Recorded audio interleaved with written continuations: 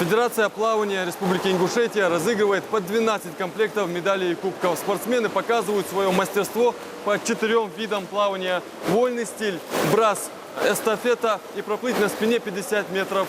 Всего 12 заплывов. Невероятный старт, где около 50 пловцов со всего региона выясняют, кто из них самый ловкий, гибкий и выносливый. В чемпионате и первенстве Ингушетии по плаванию принимают участие в основном пловцы Магазского бассейна. Магомед Угурчиев здесь тренируется 5 лет. Спортсмен родом из Назрани уже не представляет себя без плавания. Мой любимый вид плавания это, наверное, будет вольный стиль. Есть у вас свой личный рекорд? Есть. Вольный стиль за 32 секунды. И брас за 46 секунд.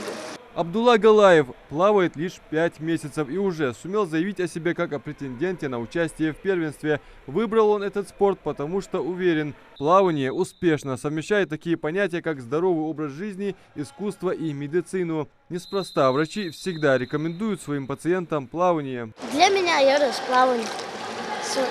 Дико хочу раз плавать. А выбрать плавание? Дико. Да, дико. Да, дико. Мухаммад Угурчиев 50 метров преодолевает вольным стилем. Это его любимый вид плавания. Участник первенства и чемпионата республики делится, выложился как мог. Конкуренция слишком большая, сумел взять лишь 3-е место. Следующих соревнований первое место. Может, ты какие-то свои пробелы нашел, может, какие-то минусы в себе обнаружил? Я не знаю. Когда я плыл там, я кувырок плохо сделал. Ты знаешь, над чем работать. Да. Участники чемпионата и первенства Республики Ингушетия по плаванию сегодня отбираются еще и на участие в чемпионат СКФО, который будет проходить в Краснодаре с 20 по 24 марта. Набор на соревнования проходил в каждом бассейне, где дети занимаются, отбирали лучших по результатам всех тренировок, которых они проводили. Проводятся отборы, и по лучшим результатам дети отбираются на чемпионат и первенство.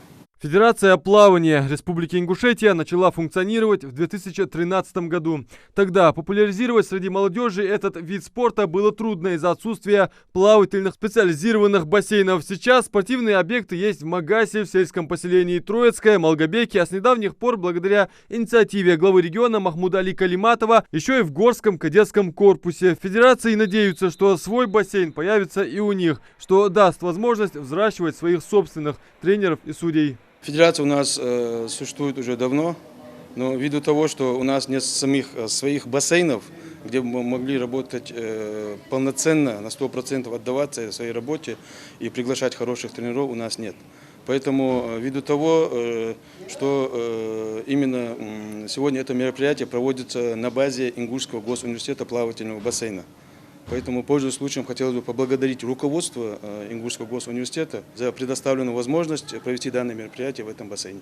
Последний финальный заплыв эстафета поставит точку в этих состязаниях. Судейской коллегии предстоит перенести все результаты из секундомеров на бланк, а затем и в грамоты. Адам Мережков, Джамалил Султыгов, Новости 24.